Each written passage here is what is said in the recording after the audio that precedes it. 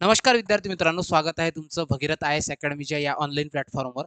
आणि ज्याची विद्यार्थी वाट बघत होते आतुरतेने ती म्हणजे जाहिरात 2025 ची राज्यसेवा परीक्षेसाठी. डायलेमामध्ये होता संपूर्ण महाराष्ट्र की वर्णनात्मक पद्धती की परत ऑब्जेक्टिव्ह. आणि याला आयोगाने आता शेवटी काय दिला आहे, विराम दिला आहे. आणि आता निश्चित झाला आहे की येणारी परीक्षा ही जी आहे ही वर्णनात्मक पद्धतीनुसार डिस्क्रिप्टिव्ह पॅटर्न नुसारच होणार आहे. आणि आयोगाने त्या ठिकाणी जाहिरात सुद्धा प्रसिद्ध केली आहे. या जाहिरातीला आपण ब्रीफिंग करणार आहोत. लक्षात घ्या की परीक्षा दिनांक जसा आयोगाने ऑलरेडी तुम्हाला मेन्शन केला होता आपल्या वेळापत्रकामध्ये, तोच आहे 28 सप्टेंबर 2025. आणि या दिवशी तुमची महाराष्ट्र नागरी सेवा राजपत्रित संयुक्त गट ठीक आहे, अ आणि ब चे जे गॅझेटेड पोस्ट असतात त्यासाठीची ही पूर्व परीक्षा होणार आहे. आणि एकूण पद जे आहेत हे 385 पद असतील. लक्षात घ्या राज्यसेवेमध्ये आता जी त्याला सामान्य प्रशासन विभागातर्फे घेण्यात येणारी राज्यसेवा आहे, यासाठी गट ब आणि गट अ अशी पद आहेत, ते 127 पदांसाठी आहे. त्यानंतर महसूल आणि वन विभाग म्हणजे फॉरेस्टच्या ज्या पोस्ट आहे त्याला महाराष्ट्र फॉरेस्ट सर्व्हिसेस म्हणतोय, त्यासाठी 144 पदांची जाहिरात आहे. आणि एक म्हणजे सार्वजनिक बांधकाम विभाग, तर त्यासाठी स्थापत्य अभियांत्रिकी. सो यासाठीचे 114 असे एकूणात 385 पदाची जाहिरात आहे. सुरुवातीला जरी जाहिरात कमी दिसत असेल तरी तुम्हाला माहिती आहे की महाराष्ट्राचा आतापर्यंत इतिहास आहे, मेन्सच्या वेळीच पदांमध्ये वाढ होते. सुरुवातीला मागणी पत्र कमी पाठवलेलं असतं आणि त्यानंतर मग वाढायला सुरुवात होते. म्हणजे ही जाहिरात 600-700 पदापर्यंत तरी एक्सटेंड होईलच. ठीक आहे. आता एक लक्षात घ्यायचं, यावेळी तुम्हाला जाहिरात मध्ये अर्ज करत असताना फार काळजी घ्यायची आहे. ते मुद्दे मी तुम्हाला सांगतोय डिटेलमध्ये. लक्षात घ्या, ही पहिली जाहिरात आहे जी डिस्क्रिप्टिव्ह पॅटर्न नुसार आहे. सो आतापर्यंत जो फॉर्म फिलअप करायचो आपण सरळ-सरळ, आता त्याऐवजी थोडे नवीन ऑप्शन नवीन बदलून आलेले असतील. त्याविषयी आपण बोलणार आहोत. ते कोणते काय हे आपण बघू. तर सर्वात पहिले अर्ज दिनांक आहे 28 मार्च पासून 17 एप्रिल पर्यंत. ठीक आहे. म्हणजे तुमच्याकडे 20-21 दिवसाचा कालावधी हा तुमच्यासाठी अवेलेबल आहे. लक्षात ठेवायचं, कोणीही घाई करू नका अर्ज भरायला. कारण की यावेळी तुम्हाला पूर्वचा फॉर्म भरत असताना वन टाइम ज्याला रजिस्ट्रेशन म्हणतोय, जसं यूपीएससीच्या धर्तीवर तसंच म्हणजे जो प्रिलिम्सला फॉर्म फिलअप केला तोच तुमचा शेवटपर्यंत म्हणजे तुमच्या निवड होईपर्यंत तोच फॉर्म राहणार आहे. आणि यावेळी आता तुमचा ऑप्शनल कोणता असेल, विद्यार्थ्यांनी काय केलं, जे आता ऑलरेडी बघा 2 गट आहेत. तुम्हाला दोन्ही गटाबद्दल सांगतोय. काही विद्यार्थी आहेत जे ऑब्जेक्टिव्ह पॅटर्न नुसार अभ्यास करत होते. त्यांना पूर्व परीक्षा हा हातखंडा आहे. मात्र मेन्सच्या साठी ते तयार नाहीत. आणि एक वर्ग असा आहे, की ज्यांनी ऑलरेडी यूपीएससीचे अटेम्प्ट वगैरे देऊन दिले आहेत. त्यांचे ऑप्शनल वगैरे रेडी आहेत. असा एक वर्ग आहे, ज्यासाठी ही सुवर्ण संधी आहे. त्यांचे प्रॉब्लेम असे आहेत, की त्यांना प्रिलिम्सचा पॅटर्न अवगत नाही. कारण की राज्यसेवेची प्रिलिम्स म्हणजे महाराष्ट्र एमपीएससीची प्रिलिम्स आणि यूपीएससीची प्रिलिम्स यामध्ये फार मोठा फरक आहे. सो असे 2 गट असतील. तर त्याबद्दल तुम्ही घाबरून जाऊ नका. दोन्ही वर्गाने ज्यांनी ऑलरेडी यूपीएससी केली आहे, ठीक आहे, ऑप्शनल तयार आहे किंवा डिस्क्रिप्टिव्ह नुसार आन्सर रायटिंग वगैरे सगळं मॉड्यूल त्यांचं तयार आहे. त्यांच्यासाठी पूर्वसाठी लवकरच रंजन सर तुमच्या भेटीला येतील आणि आपल्या त्या संदर्भात गाईड करतील. आणि असे विद्यार्थी की ज्यांनी आता प्रिलिमचा अभ्यास चालू केला आहे आणि ज्यांना मेन्सची तयारी करायची आहे डिस्क्रिप्टिव्ह पॅटर्नसाठी, त्या संदर्भात सर तुम्हाला गाईड करतील. आणि सर्वात इम्पॉर्टंट मुद्दा म्हणजे की जे महाराष्ट्रामध्ये एक सध्या संदर्भ ग्रंथ आहेत. हे संदर्भ ग्रंथ तुम्हाला कुठे अवेलेबल दिसत नाही इझिली.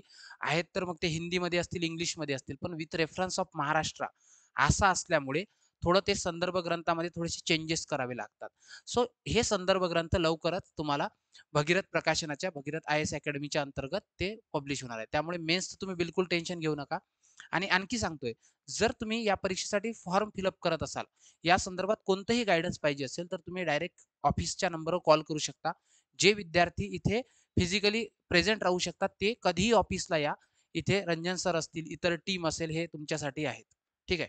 आणि जे विद्यार्थी दुरून हे व्हिडिओ बघत असतील इतर जिल्ह्यांमधून, इतर ठिकाणाहून, तर त्यांनी खालील नंबरवर कॉल करून काय करू शकतात, इन्क्वायरी करू शकतात आणि आम्ही त्याला नक्कीच मदत करू. ठीक आहे. तर बघा, कुणीही फक्त फॉर्म भरायची घाई करू नका. का? त्याचं पुढे आपण बोलूया.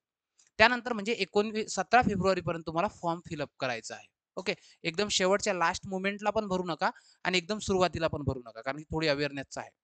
आता एक लक्षात ठेवायचं, की इथे काही मुद्दे तुम्हाला सांगायचे आहे. सर्वात महत्त्वाचा मुद्दा आहे, तो म्हणजे या ठिकाणी 10 नंबरचा मुद्दा. ठीक आहे. याचमुळे मी तुम्हाला म्हटलं होतं, की थोडं काय करा की फॉर्म भरण्यासाठी थोडे पेशन्स ठेवा. सुरुवातीला सांगतोय की आता तुम्हाला इथे ज्यांना फॉर्म भरायचे, आता काही विद्यार्थी असे असतात की जे ग्रॅज्युएशन ज्यांचं चालू आहे, एक तर ते एफ-वायला आहेत किंवा एस-वायला आहेत, म्हणजे फर्स्ट इयर, सेकंड इयरला आहेत. तर त्यांचा प्रश्न असतो, "सर आम्ही परीक्षा देऊ शकता का?" तर येस, ऑफकोर्स तुम्ही परीक्षा देऊ शकता. फक्त काय असतं की तुम्हाला ना वनक्षेत्रपाल यासाठी, ठीक आहे, 21 वर्ष वय पूर्ण पाहिजे, ठीक आहे, मिनिमम. आणि इतर पदांसाठी 18-19 वर्ष एज पाहिजे. ते ऑब्वियस तुमचं आहेच. फक्त एक की मेन्स देण्यापूर्वी तुमचं ग्रॅज्युएशन कंप्लीट असावं लागतं. ठीक आहे. तर सेकंड इयरला असेल तर तुम्ही तो देऊ शकता. पण तोपर्यंत मेन्स तुमची कव्हर अप झालेली पाहिजे. कळालं? हा मुद्दा आहे. शैक्षणिक अर्हता जी आहे ॲनी ग्रॅज्युएट आहे. फक्त एक लक्षात ठेवायचं की ते सहाय्यक प्रादेशिक परिवहन अधिकारी जो आहे ना, यासाठी यांत्रिकी म्हणजे ज्याला म्हणतोय यांत्रिकी आणि स्वयंचलित ऑटोमोबाईल, सो यामध्ये डिग्री पाहिजे तुमची 4 वर्षाची. क्लिअर? आता बघा, लक्ष द्या की इथे काही जे पद असतात ना, यासाठी तुमचं काय हाईट आणि तुमची चेस्ट मुलांच्या बाबतीत ती काय केल्या जाते, मेजर केल्या जाते. ते म्हणजे सहाय्यक प्रादेशिक परिवहन अधिकारी आणि उप अधीक्षक एक्साईज राज्य उत्पादन शुल्क यासाठी. क्लिअर? लक्षात घ्या, इथे पॅटर्न सरळ सरळ आयोगाने जसं सांगितलंय, मी तुमच्याशी बोललोय की ही परीक्षा वर्णात्मक पद्धतीनुसार आहे. तर बघा, इथे राज्यसेवा, ठीक आहे, आणि ही स्थापत्य अभियांत्रिकी सेवा, वनसेवा याची प्रिलिम्स जी असेल हे कंबाईन असेल.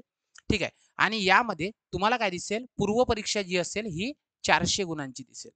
ठीक आहे, 2 पेपर असतात आणि सीसॅट क्वालिफाईंग आहे, तुम्हाला माहिती आहे 33%. आणि इथे मेन्स जी असेल राज्यसेवेची ही 1750 गुणांची आहे, मुलाखती 275 गुणांची मुलाखत असेल. इतर पदासाठी 400 पदांची ही तुमची मेन्स असेल. ठीक आहे. आणि या ठिकाणी 50 गुणांची तुम्हाला काय करावं लागते, मुलाखत द्यावी लागते. सो अशी ही तिन्ही टप्प्यावर तुम्हाला दिसतंय. आणखी सर्वात महत्वाचा मुद्दा म्हणजे तो आता 10 नंबरचा पॉईंट तुम्हाला दिसून येईल, की इथे बघा, सर्वात पहिले की सर्व विद्यार्थ्यांना काय करायचंय, खाते निर्माण करणे, म्हणजे ज्यांनी आतापर्यंत अकाउंट तयार केले नाही त्यांना अकाउंट तयार करायचे आहे आणि ज्यांना अपडेट करायचंय ते अपडेट करायचं आहे. हायलाइटेड मुद्दा म्हणजे बघा, की पूर्व परीक्षेत अर्ज करताना सेवा आणि संवर्गाचा विकल्प देणे. ठीक आहे, म्हणजे तुम्हाला विकल्प द्यायचे आहेत. फॉर एक्झाम्पल तुम्ही तिन्ही परीक्षेसाठी इलिजिबल आहात तर तिन्ही. जर तुम्ही BA BCom असाल तर मग फक्त तुम्हाला राज्यसेवेसाठी देता येईल अशा प्रकारे. आणि राज्यसेवा मुख्य परीक्षा आणि वनसेवा जी आहे यासाठी तुमचा जो ऑप्शनल विषय आहे, या ऑप्शनल विषयाची निवड करणे आवश्यक आहे. आतापर्यंत मार्गदर्शन करताना विद्यार्थ्यांना नेहमीच आमच्याकडून सल्ला दिला जात होता की तुमचा ऑप्शनल तुम्ही चूज करा, आताच निवडा. कारण काय असतं माहितीये का, की आता तुम्ही पूर्व परीक्षेनंतर ऑप्शनल ठरवू शकत नाही. ठीक आहे. आणि आता ठरवायचाही असेल तर तो फार वाईजली ठरवावा लागतो. आता विद्यार्थ्यांमध्ये काय असतं, कोणीतरी म्हटलं की हा ऑप्शनल निवडायचा आहे तर तो निवडावा लागतो असं नाही. ठीक आहे. ऑप्शनल निवडण्याचे क्रायटेरिया असतात. ठीक आहे. जर तुम्हाला ऑप्शनल कोणता टिक करायचा आहे, कोणता ऑप्शनल निवडायचा आहे, असे काही संभ्रम असतील तर नक्की कॉल करा. आम्ही त्याच्यात मदत करू तुम्हाला. ठीक आहे. आणि थोडा तो वाईज असा निर्णय तुम्ही घ्याल अशी अपेक्षा आहे. आणि सर्वात महत्त्वाचं म्हणजे जी डिस्क्रिप्टिव्ह पॅटर्नची एक्झाम आहे त्यामध्ये तुम्हाला भाषेचं माध्यम निवडणं आवश्यक आहे, की तुम्ही कोणत्या भाषेमध्ये तुमचे पेपर लिहिणार आहे. सो हे महत्त्वाचं आहे. म्हणून लक्षात ठेवायचं, फॉर्म भरताना पहिले या गोष्टीचे काय करून घ्या, तुम्ही पडताळणी करून घ्या, की माझा ऑप्शनल कोणता आणि मी कोणत्या भाषेमध्ये ॲन्सर रायटिंग करणार आहे. आणि परत एकदा सांगतोय, मराठीमध्ये ॲन्सर रायटिंग जरी करायचं असेल, ठीक आहे, सध्या जरी संदर्भ ग्रंथ नसतील तर लवकरात लवकर तुम्हाला काय असतील, संदर्भ ग्रंथ अवेलेबल होतील भगीरथ प्रकाशनाच्या अंतर्गत, जे रंजन कोळंबे सरांनी स्वतः लिहिलेले असेल. ठीक आहे. आणि सर्वात इम्पॉर्टंट म्हणजे की त्या संदर्भात आणखी काही गाईडन्स असेल तर आम्ही इथे अवेलेबल आहोत तुमच्यासाठी. ओके, लक्षात घ्या. आता इथे ठीक आहे, बाकी तुमचं अकाउंट तुम्हाला तयार करायचं आहे. अकाउंट तयार करून तुमचा ऑप्शनल निवडून, लँग्वेज निवडून तुम्हाला तो तिथे पेमेंट करायचं आहे. ओके. आणि या ठिकाणी कोणकोणते पद आहेत, ठीक आहे, तर याची खाली सविस्तर जाहिरात दिली आहे. जसं की राज्यसेवेमध्ये तुम्ही जर बघितलं तर तुम्हाला सहाय्यक राज्यकर आयुक्त SC STचं पद दिसतंय. त्यानंतर सहाय्यक कामगार आयुक्त असेल, सहाय्यक आयुक्त असेल कौशल्य विकास, रोजगार आणि उद्योजकता. त्यानंतर इथे सहाय्यक प्रादेशिक परिवहन अधिकारी आहे. त्यानंतर मंत्रालयीन विभागातील DOच्या पोस्ट आहे, डेस्क ऑफिसरच्या. ठीक आहे. त्यानंतर इथे तुम्हाला काय दिसतंय, असिस्टंट BDOच्या पोस्ट आहेत, त्या 15 पदं दिसतात. त्यानंतर एक्साईजचा काय, DYSP. त्यानंतर सहाय्यक आयुक्त राज्य उत्पादन शुल्क, असिस्टंट कमिशनर असेल एक्साईजमध्ये. त्यानंतर सहाय्यक प्रकल्प अधिकारी असे दिसतात. महाराष्ट्र वनसेवेमध्ये वनक्षेत्रपाल, ठीक आहे. आणि इथे तुम्हाला स्थापत्य अभियांत्रिकीमध्ये जे असतील गट अ चे पद दिसतात, ठीक आहे. एक्झिक्युटिव्ह इंजिनिअरचे असिस्टंट. आणि या ठिकाणी गट अ चे तुम्हाला सहाय्यक अभियांत्रिकी श्रेणी अ असे पद दिसतात. सो हे काय आहे, डिटेल जाहिरात आहे. आणि या संदर्भात आणखी, ठीक आहे, या कमी वेळेत तुम्हाला जास्तीत जास्त माहिती देण्याचा प्रयत्न केला. या व्यतिरिक्त तुमचे काही प्रश्न असतील, काही समस्या असतील, फॉर्म फिलअप करणे, ऑप्शनल निवडणे, ठीक आहे, किंवा अकाउंट तयार करणे, प्रोफाईल तयार करणे, किंवा आणखी काही तुमच्या कोणत्याही डायलेमा असेल, कोणताही प्रश्न असेल, तर तुम्ही काय करू शकता, खाली डिस्क्रिप्शन बॉक्समध्ये जे नंबर दिले आहेत आपल्या अकॅडमीचे, त्यावर कॉल करू शकता. आम्ही तुमच्यासाठी अवेलेबल आहोत. Thank you so much. Keep studying. छान अभ्यास करा. जय हिंद.